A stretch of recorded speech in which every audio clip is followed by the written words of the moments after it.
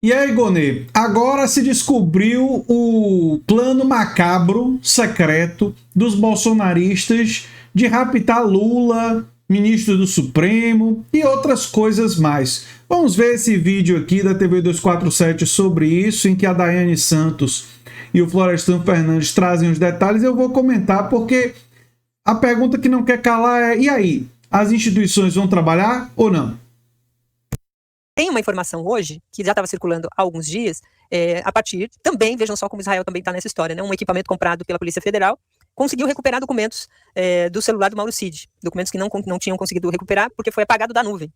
Esse aparelho israelense conseguiu fazer essa recuperação e já tinha informações ali de que essa recuperação de documentos elevava ali o conteúdo de provas relacionados à ação deles no 8 de janeiro, deles que estão sendo investigados, incluindo aí Bolsonaro. E aí hoje, né, publicamos lá a matéria no nosso site, também a partir de uma reportagem feita pelo UOL, mostra que esses documentos traziam informações como essa aqui, ó. Golpistas planejavam raptar o Lula e Alexandre de Moraes em esquema que contava com informações detalhadas sobre a segurança.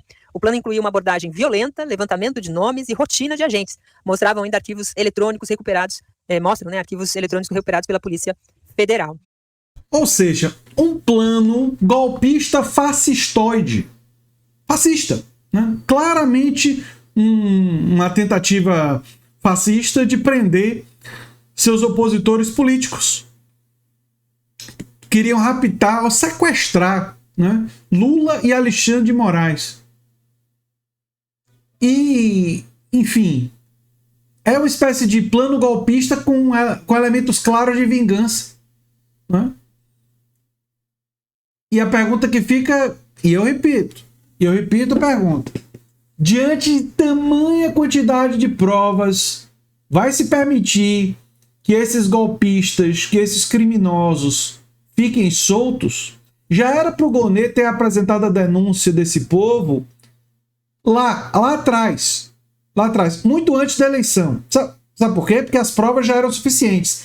E colocar uma provisão dizendo: olha, já são suficientes as provas para apresentar a denúncia, mas isso não significa que novas provas não possam ser adicionadas ao processo, já que existe uma investigação em curso pela Polícia Federal. Seria absolutamente tranquilo fazer isso. Mas o Gonê fez isso? Não fez. E a gente sabe o resultado eleitoral disso, né? Os Estados Unidos prendeu Trump pelo 6 de janeiro? Não. E o resultado? A gente já sabe. Enfim. Informações sobre levar o Alexandre de Moraes, monitorar o Alexandre de Moraes, isso a gente já tinha aí no escopo, mas o detalhe dessa informação é os documentos, né, Florestan? Pois é, eu antes de falar sobre isso, só queria lembrar o mais grave, né? Um equipamento como esse mostra que todos nós estamos sujeitos a ser bisbilhotados, né? É um equipamento que permite recuperar imagens, textos que foram apagados, tanto do WhatsApp como dos e-mails, do computador, né? Ou seja, os israelenses têm condições de fuçar a vida de qualquer chefe de Estado, né? De qualquer personagem importante, até em guerras comerciais, né? Você vê como nós estamos sujeitos a um mundo muito diferente, em que nós podemos ser facilmente capturados e limitados em ações dessas plataformas. No caso do Mauro Cid, essa revelação é gravíssima, porque eles estavam monitorando todos os seguranças, todos os agentes de segurança do Moraes e do presidente Lula. Tinham, inclusive, os nomes dos agentes e as armas que eles utilizavam. E estavam monitorando, inclusive, os locais onde eles estariam no dia 8 de janeiro. Né? E tem ali informações a respeito... Isso mostra a articulação, que o 8 de janeiro tinha um braço com aqueles golpistas invasores, mas tinha um outro braço militar, um outro braço de uma outra estratégia que estava conectada, que via aquilo dali como o início da precipitação do golpe, mas que o golpe mesmo viria com os militares, né? E com essas ações. Dos tais kits pretos, né? Que é um grupo militar de elite, né?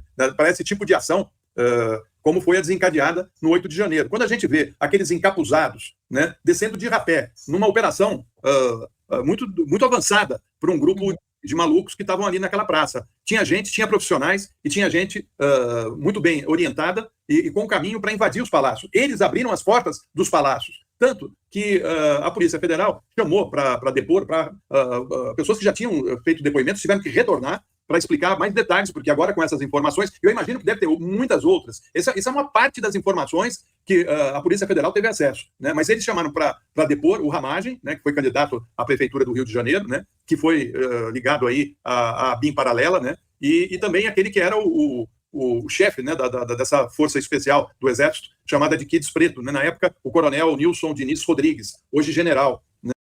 Mas a pergunta que fica é: os Kids Pretos orientaram a manifestação dos golpistas nessas forças especiais do Exército. E quem mandou os Kids Pretos fazerem isso? Quem foi dos militares que mandou? Estavam agindo sob ordens de quem? Não é? Seguramente de militares ligados ao Bolsonaro, que seria o beneficiado pelo golpe. Então, essa gente toda tem que ir presa. Tem que ir presa. O Bolsonaro e os generais e os militares que participaram disso aqui. Isso é muito evidente, gente. É muito evidente. Muito evidente. Né? Olha, se esse pessoal não responder por esses crimes com tantas evidências, o Brasil meio que já era, né?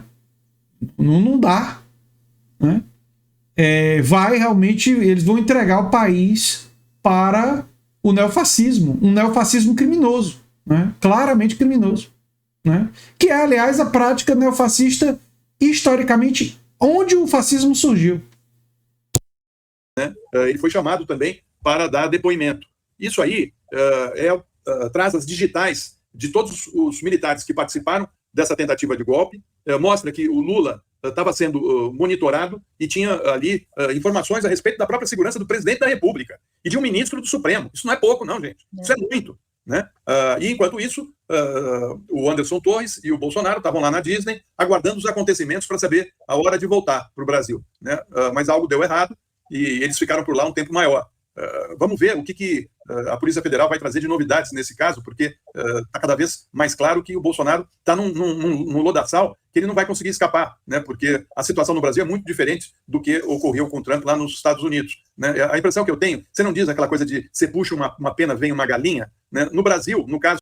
A diferença é a seguinte: também tinha muitas evidências em relação ao Trump, mas a diferença é que as instituições lá nos Estados Unidos têm se comportado de uma forma ainda mais tímida, ainda mais lenta, porque lá eles não tinham, digamos assim, a previsão de um presidente, que o Trump era presidente quando ele convocou. Lá nos Estados Unidos não tem a previsão de um presidente fazer esse tipo de coisa.